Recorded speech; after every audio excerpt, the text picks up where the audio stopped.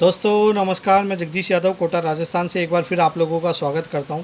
जैसे कि मेरे प्रीवियस वीडियो में हमने डिस्कस किया था कि हम नेक्स्ट वीडियो में बात करेंगे why network marketing not grow in previous 25 years और why network marketing requirement in present time.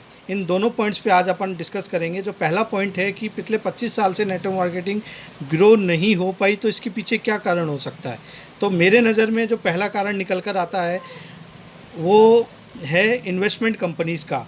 Investment कंपनियां, ऐसी बहुत सारी कंपनियां इंडिया के अंदर आई हैं जो पिछले 25 साल के अंदर लोगों को धोखा देकर गई है, जो सिर्फ लोगों के साथ फ्रॉड करने के लिए आई थी। और उन कंपनीज़ के अंदर कुछ ही लीडर्स ऐसे होते हैं जो उनको पता तो होता है कि ये कंपनियां सिर्फ फ्रॉड करने के हिसाब से आई हैं, पर वो अपने स्वार्थ के चक्कर में ऐसे काफ़ी सारे लोगों को बिजनेस के अंदर लेकर आते हैं, उनका पैसा इन्वेस्टमेंट करवाते हैं और फिर गायब हो जाते हैं।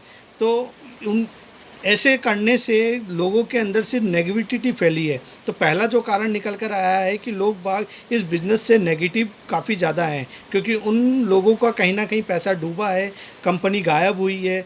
इस तरीके से लोगों के अंदर नेगेटिविटी ज़्यादा फैली हुई है।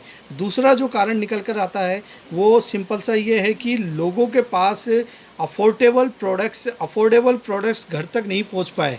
कहने का मतलब ये है, कंपनियां तो बहुत सारी आई हैं जो 23 साल 25 साल से इंडिया के अंदर काम कर रही हैं, 18 साल से काम कर रही हैं, बट उनके प्रोडक्ट्स की प्राइसिंग इतनी अफोर्डेबल नहीं रही कि वो हर घर तक पहुंच पाएँ।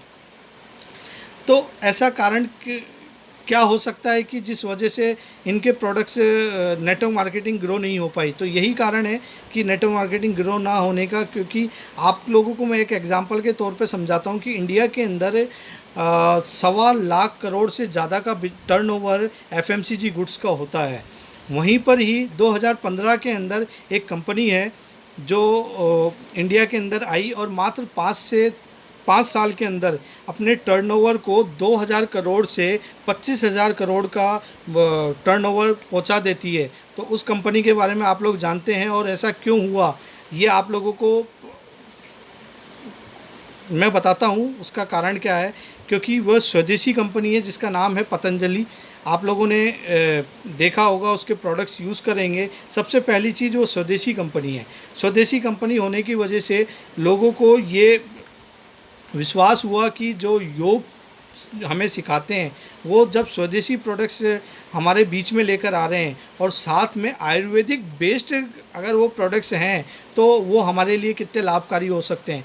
दूसरा कारण उन प्रोडक्ट्स को यूज़ करने का ये था कि उन प्रोडक्ट्स की क्वालिटी के साथ उन प्रोडक्ट्स की प्राइसिंग जो थी वो अफोर्डेबल थी। लोगों ने उन प्रोडक्ट्स की अफोर्डेबल प्राइस होने की वजह से उन प्रोडक्ट्स को यूज़ किया। इसीलिए आज पतंजलि का नेटवर्क इतना बड़ा हो गया कि मात्र 5 साल के अंदर वो 2000 करोड़ से 25,000 करोड़ की टर्नओवर करने वाली कंपनी बन गई। तो ये बहुत बड़ा कारण है। और वहीं अगर अपन चेक करें कि 23 से 25 साल के अंदर इंडिया का टर्नओवर मात्र 8,500 करोड़ का है। आपको सोचने वाली बात है कि जहां पर एक छोटी सी कंपनी 5 साल के अंदर इतना बड़ा टर्नओवर कर सकती है, और ऐसी बहुत बड़ी बड़ी कंपनियां जो इंडिया के अंदर डायरेक्ट सेलिंग के अंदर आकर मात्र 25 साल के अंदर मात्र 8,500 करोड़ का ही टर्नओवर कर पाई। तो इसके पीछे लॉजिक सिंपल सा निकल कर ये आ रहा है कि उनके प्रोडक्ट्स कहीं ना कहीं महंगे हैं, जिस वजह से लोग बाग लगातार उनको यूज़ नहीं कर पाए।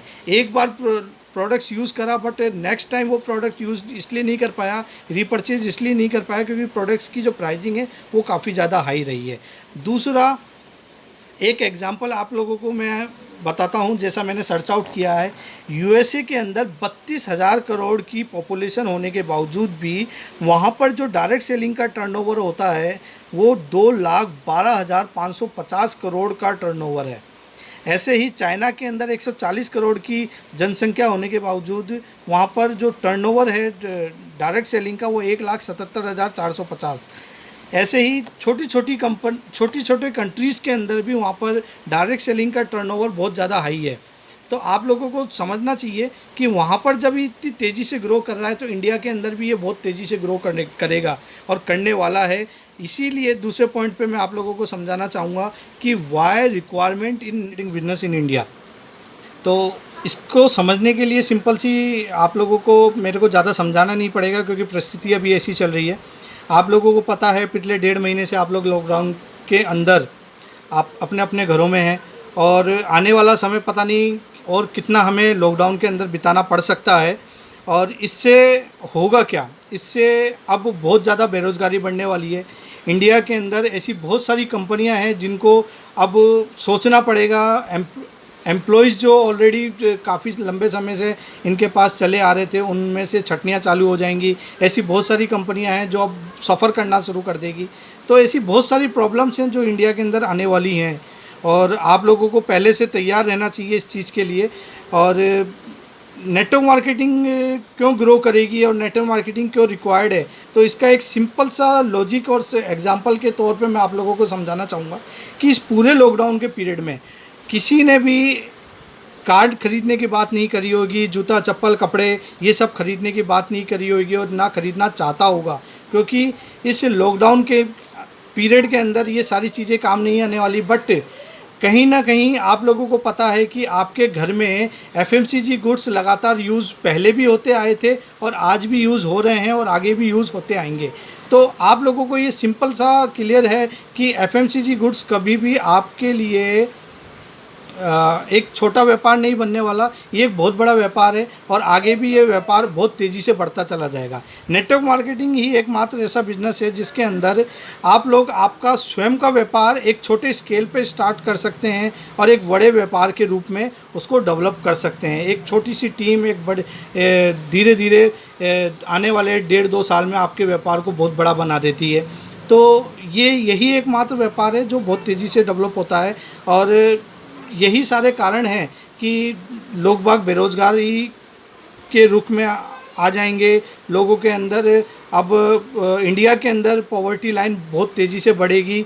तो ये सारे कारण हैं जो नेटवर्क मार्केटिंग के अंदर आप लोगों को रुझान लेकर आएगी कि आप लोगों को नेटवर्क मार्केटिंग क्यों करनी चाहिए, क्योंकि नेटवर्क मार्केटिंग ही एकमात्र ऐसा बिजनेस है जो बिना इन्वेस्टमेंट और बिना किसी बड़े स्केल पे आप लोगों को छोटे स्केल पे ही आप लोग इसको बड़ा कर बना सकते हैं। एक कम समय के अंदर ही इसको बहुत बड़े स्केल पे ले जा सकते हैं। तो आई थिंक आप लोगों को मेरी काफ़ी सारी बातें समझ में आई होंगी, और आई होप आप लोगों को मेरा वीडियो अच्छा लगा होगा। तो आज के लिए बस इतना ही। Thank you. जय हिंद, जय भारत।